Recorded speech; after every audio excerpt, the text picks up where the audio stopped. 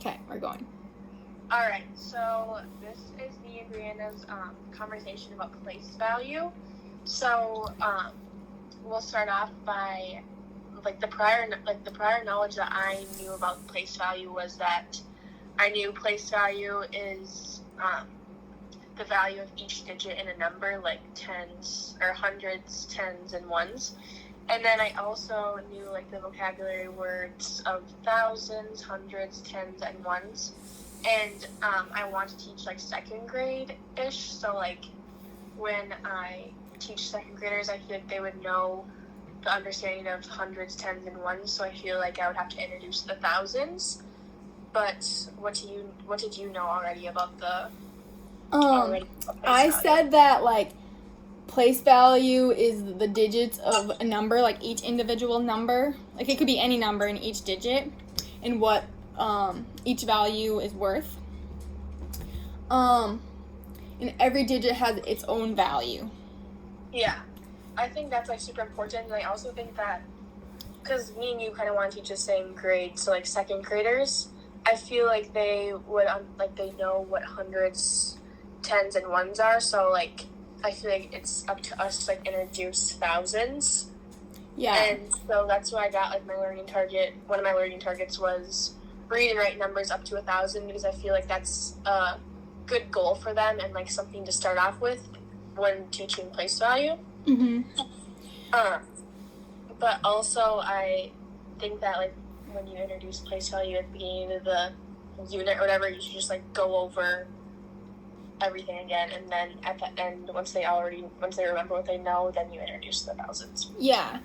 Another thing is I've noticed when I'm in the classroom, a lot of teachers use the place value blocks or the base 10 blocks, and I think they're just really helpful. Even when I was in elementary, I know that I used them. Even starting from first grade, and I used them all the way, and I remember doing stuff with them even in fifth grade. We still sometimes use them. So those I think were very helpful for me, and I think they'd be helpful for many other students as well. Yeah, because I wrote that too, as well as that we can use them manipulatives. And I know for my school, not every single class had the blocks, and so I was taught place value when I was in first grade with the groups, the popsicle sticks in groups of 10, and so I think that's a super easy. Oh yeah, I remember in first grade too, every morning we would even count the days of every month or in the year, and use had straws, and when we got 10 we would band them together. Yeah, I remember the straws too. So that's a super easy way and cheap way to use place value into even the days of the week, and that's super easy way to integrate it into other things other than math, and especially into a not expensive way too. Cubes could be really expensive because you kind of need a lot for each individual student, especially for multiple grades, so straws would be very inexpensive. Yeah, I agree. But some stuff that I looked over in the resources that she gave us, I went on this website called Hands-On, or Teacher Thrive, and then Hands-On Activity for Teaching Place Value. And there was this build a number mat, which was really cool. It was just a piece of paper that they laminated, and then it had the 10,000s, thousands, hundreds, tens, and ones column, and then each column has Velcro, and then the students would Velcro, let's say the number was 3,000, so then they would Velcro on 3,000s, and then so on and so forth. But I think it was awesome since it was laminated, because she just used an expo marker, so she could always change the numbers, and so students could peel off the Velcro. Yeah, that's really cool. On. So I think that I would use that in a lesson when I did a hands-on activity, and I would probably introduce place value with this activity because it's so hands-on, and I feel students would be able to see it, and my visual students being able to pick it up and put on the Velcro tabs would be super awesome. So I think that would be something that I would introduce right away, and then I would pair that with a worksheet or something to go home with them.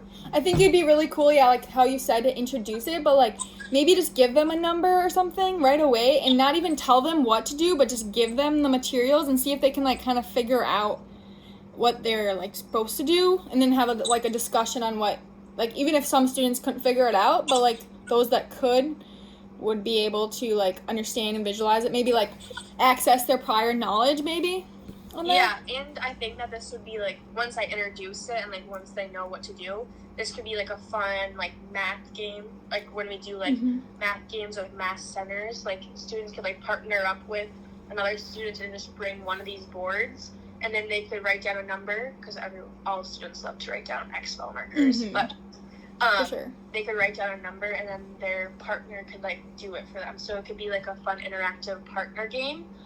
Also, like once they learned that with the lesson. So I think that this it's called a build a number mat. I think that was awesome because it could be used in introducing a lesson. It could be used in partners.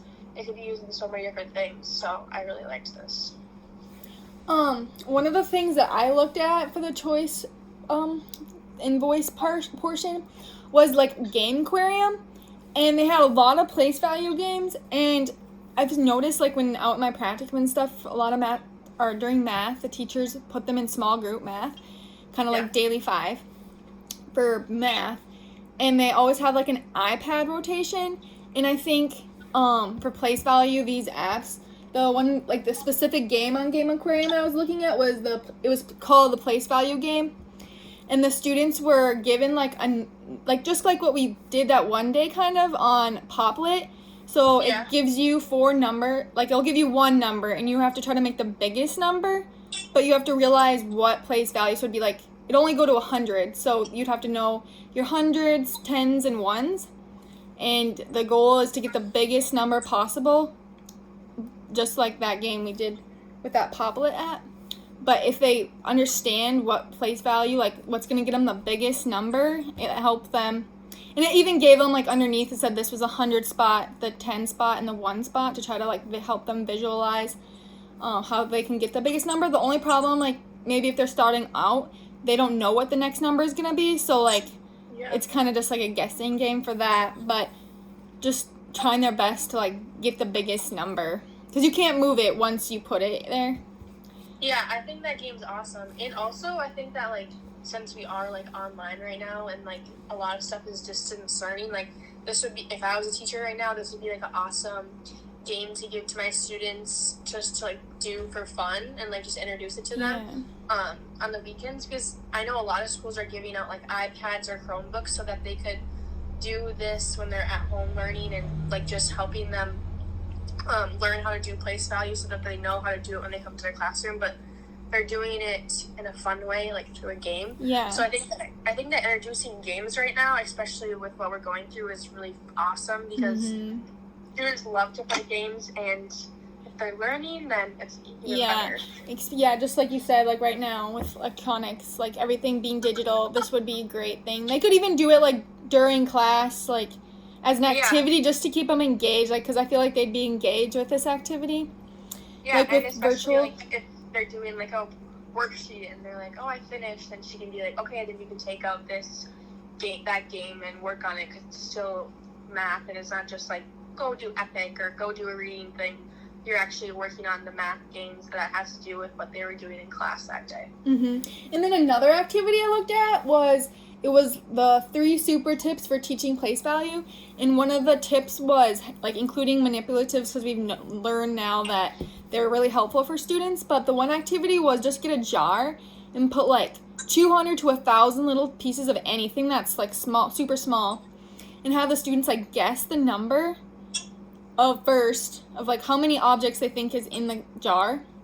And then once they've like put their guess in, then you're gonna like get little cups and dump them and give them to like maybe partners or individual students depending on the age, and have them like group the objects into 10s and 1s, cool.